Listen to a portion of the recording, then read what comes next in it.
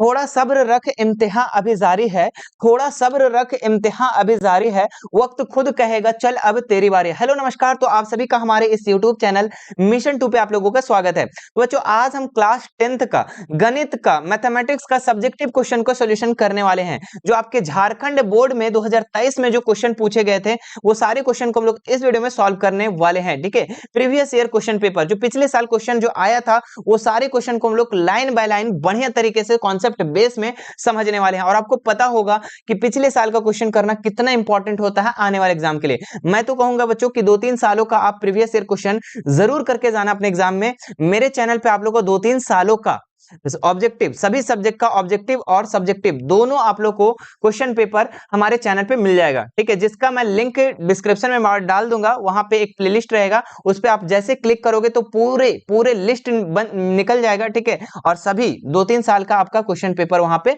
मिल जाएगा with solution. ठीक है, चलिए स्टार्ट करते हैं और इसके एक एक क्वेश्चन को हम लोग सॉल्व करते हैं। ठीक है, और अभी भी बच्चों अगर हमारे चैनल पे नए होंगे और अभी तक सब्सक्राइब नहीं किए होंगे हमारे चैनल को, ठीक है, तो सब्सक्राइब जरूर कर लेना है अपने बोर्ड एग्जाम की तैयारी के लिए। ठीक है, चलिए इसका सबसे पहला क्वेश्चन देखिए मेरे प्यारे बच्चों। ठीक है, मैं बता दूं कि इसमें 3 खंड में क्वेश्चन को पूछा जाता है, खंड ए, खंड बी और खंड सी। ठीक है, खंड ए में आप लोग को 5 क्वेश्चन का जवाब देना होता है जो 2 अंक का होता है।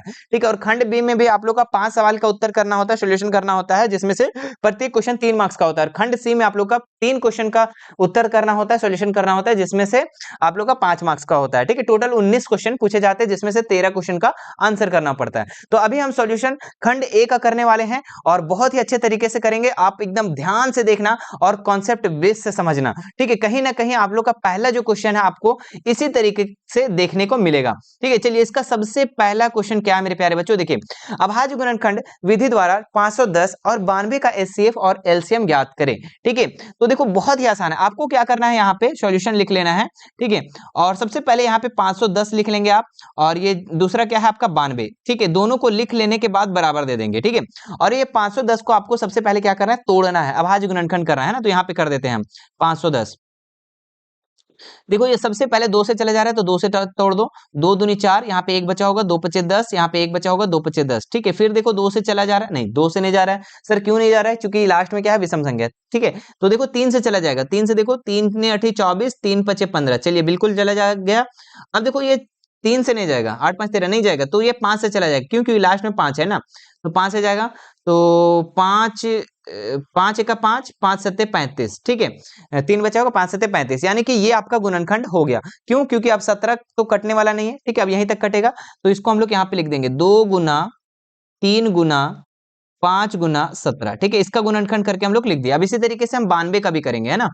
चलो, तो 92 को पहले 2 से काटो, तो 2 चौके 8, 2 छक 12, बिल्कुल, फिर 2 से चला जाएगा, 2 दूनी 4, 3 दूनी 6। ठीक है, अब फिर से जाएगा क्या ये 23, नहीं जाएगा सर, अब इतना ही जाएगा, क्योंकि 23 कोई भी टेबल में नहीं आ रहा है। ठीक है, तो अब यहाँ पे क्या लिख देंगे, 2 गुना 23। ठीक है, अब देखेंगे हम कि यहाँ पे जो दोनों में कॉमन क्या है। ठीक है, जो दोनों में जो है इसमें कॉमन क्या है, ठीक है, वही आपका इसका एचसीएफ होता है। यहाँ पे लिख देंगे, इसलिए एचसीएफ इज इक्वल टू क्या हो जाएगा, दोनों में कॉमन क्या है मेरे प्यारे बच्चों, तो दोनों में जो कॉमन है आपका 2 है। ठीक है, जो कॉमन होता है वही उसका एचसीएफ होता है, तो 2 हो गया। और कुछ कॉमन नजर आ रहा है क्या, दोनों में नहीं है। ठीक है, चलो अब एलसीएम निकालेंगे यहाँ पे हम। ठीक है, एलसीएम, देखो एलसीएम भी निकालने का बहुत अच्छा ट्रिक है। क्या करना है, जो मिल गया उसको एक बार लिखेंगे, कितना बार, एक ही बार लिखना है। ठीक है, और जो नहीं मिला सबको गुना कर देंगे। तो क्या क्या नहीं मिला, तो 3 नहीं मिला था, 5 नहीं मिला था, 17 नहीं मिला था, और 2 नहीं मिला था, और 23 नहीं मिला था।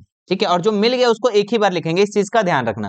ठीक है, आप सबको गुना कर देंगे, 2 तिया 6, 6 पचे 30, और 30 को 17 से गुना करेंगे तो 17 तिया 51, 510, 510 दूनी 510 दूनी हो जाएगा 1020, और 1020 को अगर हम 23 से गुना करेंगे तो आपका हो जाएगा 23,460। कितना हो जाएगा, 23,460। आप गुना करके चेक कर लेंगे। ठीक है, तो ये आपका एचसीएफ भी निकल गया और एलसीएम भी निकल गया। ठीक है, तो आप इसका स्क्रीनशॉट लेना चाहते हैं तो ले सकते हैं। ठीक है, कहीं ना कहीं आपको इसी तरीके से अगले एग्जाम में देखने को क्वेश्चन मिलेंगे। ठीक है, चलिए अगला क्वेश्चन हम लोग देखते हैं, दूसरा नंबर सवाल।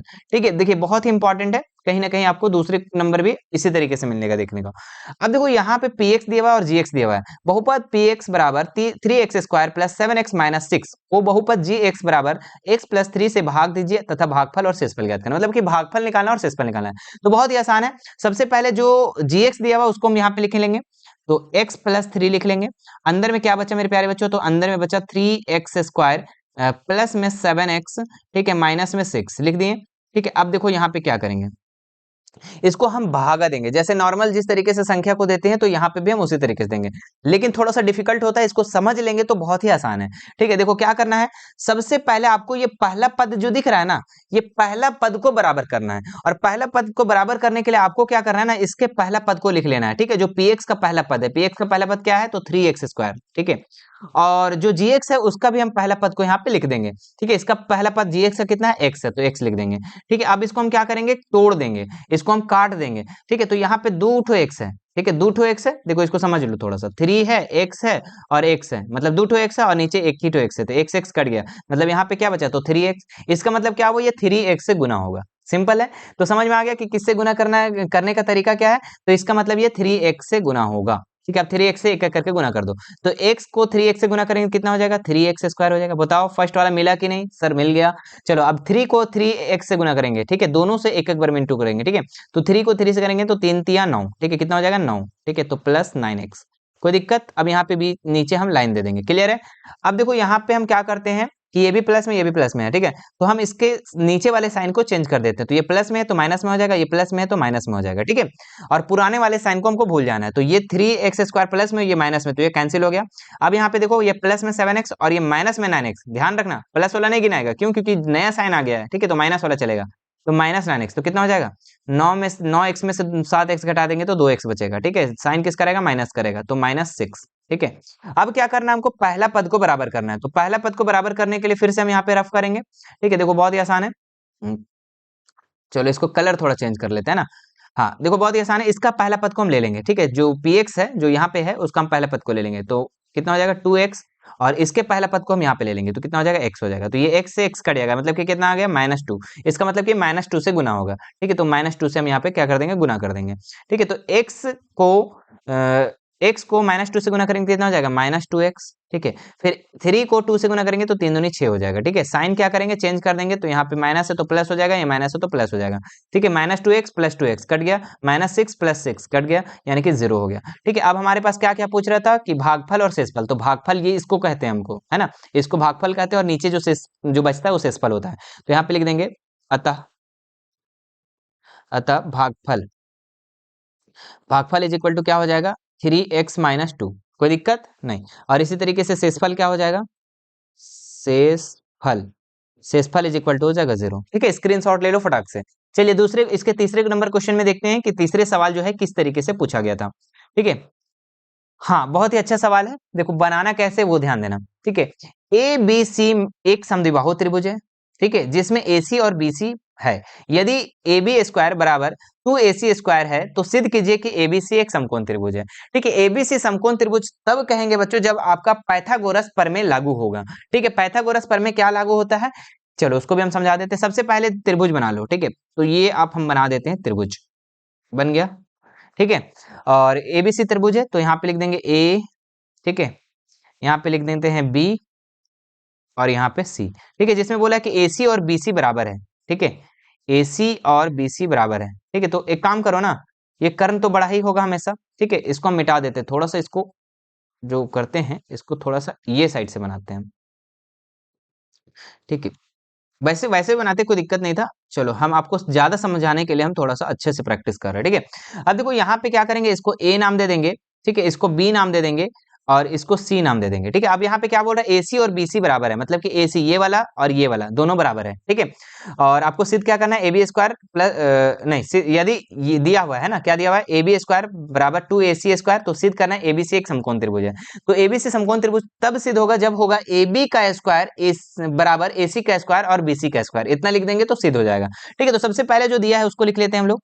दिया है, क्या दिया हुआ है बच्चों, ठीक है, तो दिया हुआ है आपका ए सी बराबर बी सी, क्या दिया हुआ है, ए सी बराबर बी सी। ठीक है, और कुछ दिया हुआ है, दिया हुआ है ए बी का स्क्वायर, ए बी का स्क्वायर बराबर 2ac²। ठीक है, जो दिया है उसको लिख देंगे। अब यहाँ पे क्या लिख देंगे, सिद्ध करना है, सिद्ध करना है। तो सिद्ध क्या करना है मेरे प्यारे बच्चों, तो सिद्ध करना है यहाँ पे एबीसी एक समकोण त्रिभुज है, एबीसी एक समकोण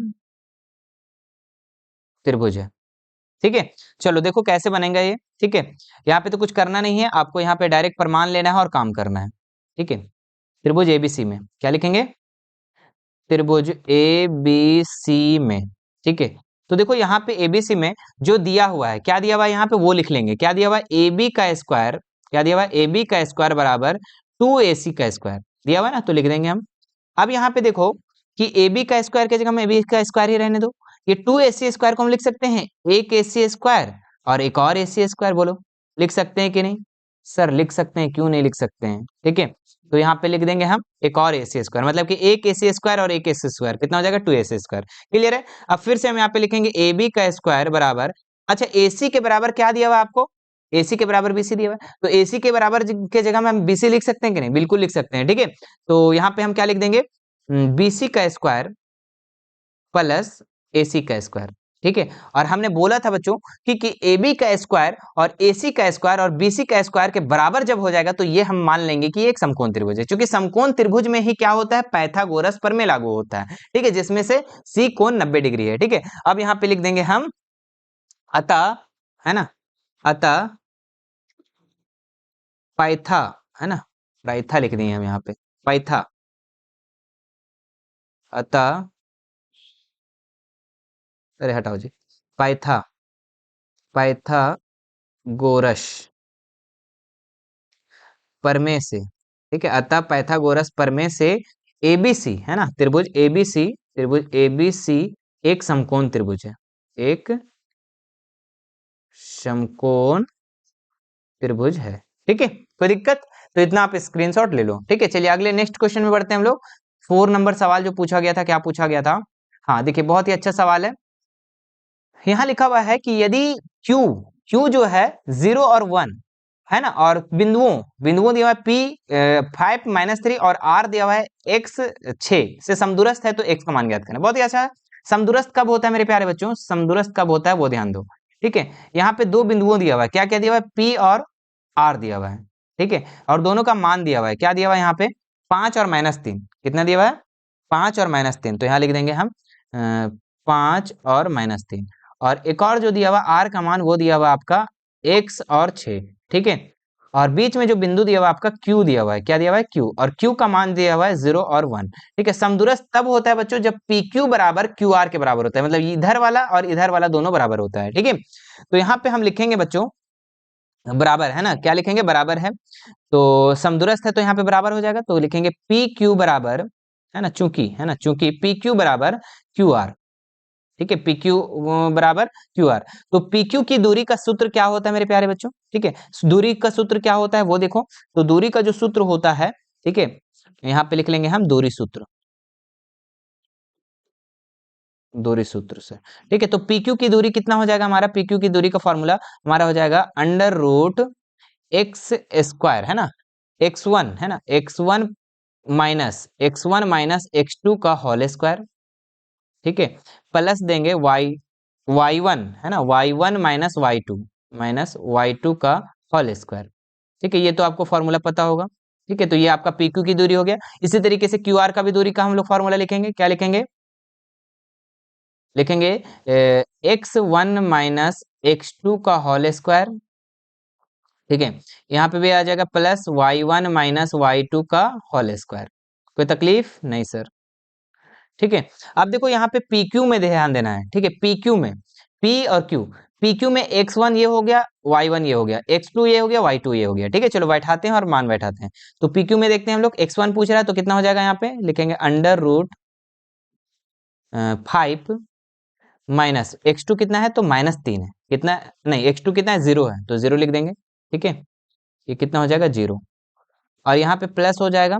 ये y1 कितना है, तो y1 -3 है, तो यहाँ लिखेंगे -3, और ये माइनस हो जाएगा। y2 कितना है, तो y2 जो है यहाँ पे 1 है, कितना है, 1, तो 1 लिख देंगे और इसका हेलो स्क्वायर कर देंगे। ठीक है, इसी तरीके से हम ये साइड भी काम करेंगे, QR की तरफ भी।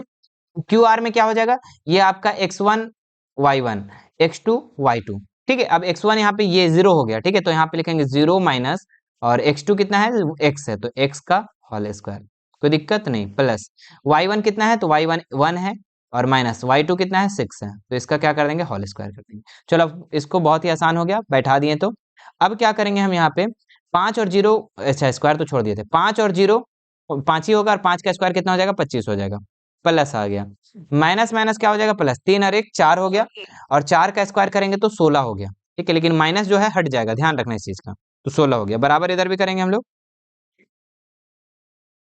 यहाँ पे क्या हो गया हमारा, 0 तो खत्म हो गया, तो यहाँ पे क्या बचा, सिर्फ एक्स स्क्वायर बचा, प्लस दे देंगे, 1 और 6 में घटा देंगे, कितना बचेगा, 5, 5 का स्क्वायर करेंगे तो 25 हो गया, ठीक है। चलो ये दोनों को जोड़ो तो कितना हो जाएगा, यहाँ पे 25 और 16 को जोड़ते हैं तो 25 और 16 कितना हो जाएगा, 6 5 11, कितना हो जाएगा जी, 11 ना हो जाएगा, ठीक है, 6 5 11 यानी कि 1, ठीक है, 6 5 11, 2 और 1 3 और 1 4, 41 हो गया, ठीक है, अंडर रूट 41, ठीक है। अब इसी तरीके से हम इधर भी करेंगे। अच्छा एक काम करो ना जी, ये अंडर रूट से अंडर रूट हट जाएगा, ठीक है, क्योंकि यहाँ पे वर्गमूल तुम लोग निकाल नहीं सकते हैं, इसलिए ये क्या हो जाएगा ना, कैंसिल हो जाएगा, अंडर रूट अगर बराबर का इधर और बराबर का इधर है तो कैंसिल हो जाता है, तो यहाँ पे क्या बचा अब हमारे पास, 41 बराबर, यहाँ पे एक्स स्क्वायर प्लस 25, तो लिखेंगे एक्स स्क्वायर प्लस 25, ठीक है। अब यहाँ पे एक्स स्क्वायर को इधर ही रहने दो, 25 को इधर ले आओ, तो 41 माइनस 25 और बराबर में एक्स स्क्वायर, ठीक है। अब यहाँ पे घटाएंगे इसको तो कितना बचेगा, 41 में से 25 घटाएंगे तो 11 में से 5 गया तो 6, और यहाँ पे 3 बचा होगा ना, 3 3 में से 2 गया तो 3 में से 2 गया तो 1 बचा, ठीक है, यहाँ पे हो गया एक्स स्क्वायर, ये एक्स स्क्वायर जो है इधर आके अंडर रूट में हो जाएगा, तो अंडर रूट 16 बराबर एक्स, ठीक है। तो अब 16 का वर्गमूल तो आपको पता है कितना हो जाएगा, 4, ठीक है, तो एक्स का मान कितना होगा मेरे प्यारे बच्चों, तो 4 हो गया, एक्स का मान हम लोग निकाल लिए, ठीक है। फिर से एक बार समझ लो, देखो क्या है कि जब समदूरस्थ बोलेगा ना तो पी क्यू की दूरी और क्यू आर की दूरी बराबर हो जाएगा, तो लिख देंगे, और पी क्यू की दूरी का फॉर्मूला क्यू आर की दूरी, फॉर्मूला तो सेम रहेगा। उसके बाद क्या करना है, पी क्यू का जो आप है x1 x2 x1 y1 x2 y2 इसको मान करके और आपको बैठा के और सॉल्व करना है, और जब क्यू आर बोलेगा तो आपका यहाँ पे क्यू आर, अब ये x1 और ये y1 और ये x2 y2, क्लियर है, ठीक है। तो इस तरीके से आपको बैठा के और सॉल्व कर लेना है। चलिए नेक्स्ट सवाल में हम लोग बढ़ते हैं। देखिए बहुत ही अच्छा सवाल है ये, क्या लिखा हुआ, मान निकालिए, ठीक है, क्या क्या क्या बोल रहा है यहाँ पे, मान निकालिए, इसको थोड़ा सा बड़ा कर देते हैं, है ना, ताकि आपको क्लियर विजिबल हो। चलो बहुत ही अच्छा है, क्या है, साइन 60, कितना लिखा हुआ है, साइन 60 डिग्री, ठीक है, इसको थोड़ा पतला करना होगा इसका थिकनेस को, है ना। चलो तो साइन 60 हो गया, और इनटू में है कोस 30, कोस 30, ठीक है, और प्लस में है साइन 30 और कोस 60, ठीक है, यही है ना। चलो सबका मान आपको याद है, फटाफट बैठा दो, तो कोस 60 का मान कितना होता है, तो अंडर रूट 3/2 होता है, अंडर रूट 3/2 लिख देंगे। फिर इनटू है कोस 30 का मान कितना होता है, इसका भी मान होता है अंडर रूट 3/2, तो लिख देंगे। फिर प्लस दे देंगे, साइन 30 का मान 1/2 और कोस 60 का मान 1/2, ठीक है। चलो अब इसके बाद क्या करेंगे, गुना कर देंगे, तो अंडर रूट थ्री को गुना करेंगे तो ओनली 3 होता है, और 2 दूनी 4 हो गया, प्लस इधर आ जाओ, एक एक का एक, दो दूनी 4, ठीक है, दोनों का एलसीएम लेंगे तो कितना हो जाएगा, 4 हो जाएगा, और ऊपर हो जाएगा 3 और प्लस 1, यानी कि 4/4 इज इक्वल टू 1, तो इसका मान 1 हो जाएगा, क्लियर है। चलो आगे देखते हैं हम लोग, इसमें मेन चीज क्या है ना, इसका मेन है कि आप अगर मान याद है तो सिंपल सा है, कोई दिक्कत वाली बात नहीं है, ठीक है, आराम से बन जाएगा। चलिए अगला सवाल देखो, सिद्ध कीजिए कि बाह्य वृत्त पर खींची गई स्पर्श रेखाओं की लंबाइयां बराबर होती है, ठीक है। चलो ये भी बहुत ही अच्छा सवाल है, ठीक है, थोड़ा सा समझना पड़ेगा आपको। बोल रहा है सिद्ध कीजिए कि बाह्य वृत्त पर खींची गई स्पर्श रेखा, ठीक है, तो मतलब कि सबसे पहले आपको एक वृत्त खींच लेना है, तो ये हम वृत्त बना लिए, ठीक है, और बाह्य वृत्त पर खींची गई स्पर्श रेखा, एक बिंदु मान लेते हैं, इसका इसका बिंदु का नाम दे देते हैं हम ओ नाम दे देते हैं, ठीक है, और इस बिंदु का नाम दे देते हैं पी, ठीक है, तो इससे कुछ स्पर्श देखा जाएगा, तो यहाँ से हम स्पर्श रेखा खींच देंगे, ठीक है। आप स्केल से खींच लेना, मेरा थोड़ा अच्छा से नहीं खिंचा रहा है, रुको 1 मिनट। क्या करे जी, हाँ चलो देखो इधर, इसको अच्छा से खींचने का प्रयास करते हैं, चलो खिंचा गया, यहाँ पे खींचते हैं हम। चलो अरे बार बार टेढ़ा क्यों हो रहा है भाई, गुस्सा क्यों दिला रहे हैं हमको। चलो यहाँ से देखेंगे, चलो हो गया, ठीक है। अब यहाँ पे क्या है, ये वृत्त का केंद्र है, ओ नाम है इसका, ठीक है, और ये ऐसे मिल जाएगा और ये ऐसे मिल जाएगा, ठीक है, और इसका नाम दे देते हैं हम ए और इसका नाम दे देते हैं बी, ठीक है। अब यहाँ पे हम सॉल्व करेंगे, ध्यान देना इस बात को, ठीक है, इसको हम क्या करेंगे, सॉल्व करेंगे, कैसे करेंगे वो ध्यान देना, ठीक है। सबसे पहले हम लोग को लिखना है यहाँ पे दिया है, क्या लिखेंगे, दिया है, हाँ, दिया है, यहाँ लिखेंगे दिया है। कहाँ चला जाता है सर जी? दिया है, क्या दिया हुआ है वो देखो, ध्यान दो। वो दिया है कि ओ वृत्त का केंद्र है। ठीक है, सिंपल सी बात है, ओ जो है वृत्त का केंद्र है, यहाँ लिखेंगे ओ वृत्त का केंद्र है। ठीक है, ओ जो है वृत्त का केंद्र है। और क्या बोलेंगे? और लिखेंगे बाह्य बिंदु। ठीक है, बाह्य बिंदु क्या है? बाह्य बिंदु पी है, देखो पी है ना, तो बाह्य बिंदु से पी से वृत्त पी से वृत्त पर दो स्पर्श रेखा है ना, वृत्त पर है ना, वृत्त पर दो स्पर्श रेखा।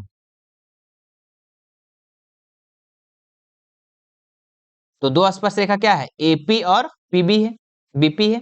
तो एपी व बीपी है। सिंपल है, ये आपका दिया हुआ है, क्लियर है यहां तक का। अब क्या करना है, यहाँ पे सिद्ध क्या करना है वो लिखना है। ठीक है, यहाँ लिखेंगे सिद्ध करना है, सिद्ध करना है। तो सिद्ध क्या करना है मेरे प्यारे बच्चों? तो सिद्ध यहाँ पे करना है आपको, स्पर्श रेखा की लंबाई बराबर होती है, मतलब कि एपी और बीपी को बराबर करना है आपको। एपी बराबर बीपी, ये चीज को आपको क्या करना है? सिद्ध करना है। ये दोनों को अगर सिद्ध कर दिए बराबर तो क्लियर हो जाएगा। ठीक है, अब यहाँ पे आपको क्या करना है ना, इसको सिद्ध करने के लिए आपको एक रचना करना पड़ेगा। तो रचना क्या है मेरे प्यारे बच्चों? तो रचना में आपको लिखना है यहाँ पे कि ए ओ, ठीक है, ओ ए है ना, ओ ए और ओ बी है ना, ओ ए कॉमा ओ बी, और ठीक है एपी और बीपी को मिलाया। ठीक है, एपी व बीपी को मिलाया।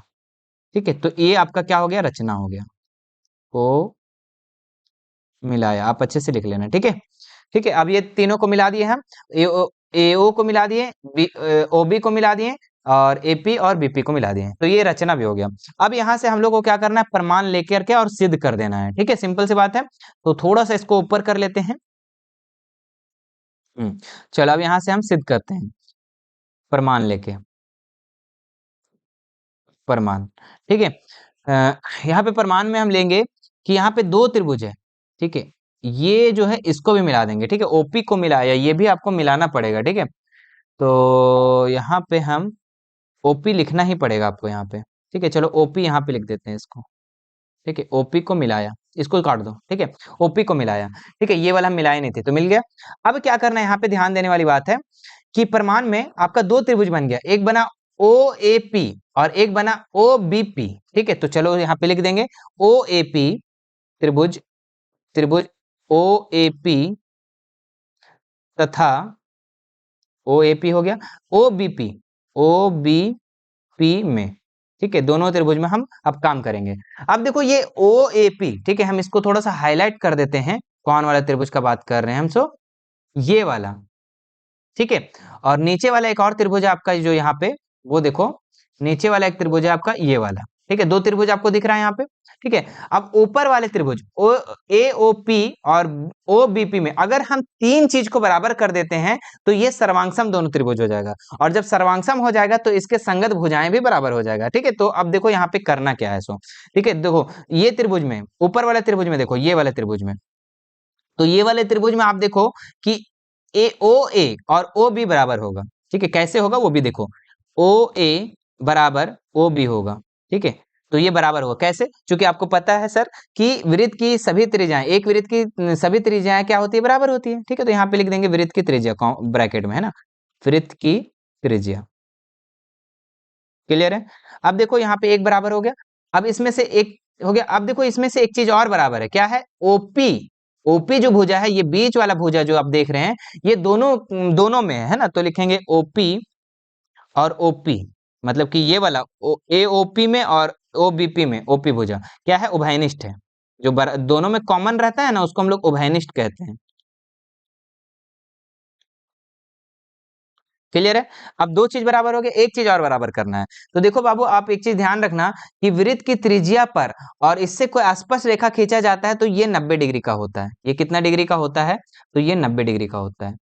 ठीक है, ये जो है 90 डिग्री का होता है, तो ये बराबर हो जाएगा यहाँ पे। तो यहाँ लिखेंगे हम ओ ए पी बराबर है ना, कोण में देंगे, फिर ओ बी पी, ओ कोण ओ बी पी, ये क्या होगी, बराबर होगी, क्यों, क्योंकि 90 डिग्री से। ठीक है, चलो अब दिक्कत नहीं है। अब तीन चीज जब बराबर हो गए मेरे प्यारे बच्चों, तो दोनों त्रिभुज जो हो गया ये सर्वांग सम हो गया। लिखेंगे त्रिभुज ओ ए पी सर्वांग सम। ठीक है, त्रिभुज O P O B P. ठीक है, ओ बी पी। ठीक है, थोड़ा सा यहाँ पे रफ कर लेते हैं।